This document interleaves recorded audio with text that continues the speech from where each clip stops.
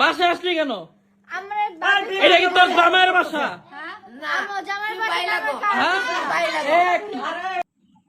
একটা মেয়ে মানুষই মেয়ে মানুষের শত্রু, সেটা প্রিয়া খানকে না দেখলে বুঝছিল।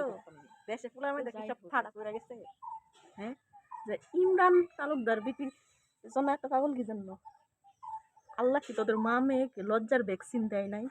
এই বেহায়ারা, লজ্জা নাই তোদের কারণে। মেয়ে মেয়ে মানুষ কলঙ্কিত, মেয়ে মানুষ খারাপ সমাজে, তোদের কিছু কিছু মেয়েদের কারণে। কি শুরু করছিস তোরা? এতদিন রোজা ছিল, তারপর ঈদ গেছে, তাই আজকে বাধ্য হয়ে ভিডিওটা করলাম। লজ্জার ভ্যাকসিন তোদের খোদায় দেয় নাই?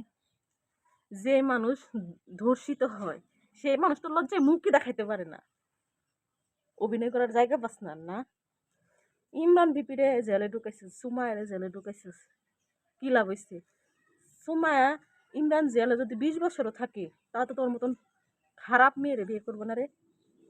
তোরা মা মেয়ে যে নাটক করতেছস, এটা তো অনলাইনে মানুষ বুঝে। তোদের জ্বালায় মোবাইল কিনছি তোদের মতন দুশ্চরিত্রা মা মেয়ে নাটক দেখার জন্য?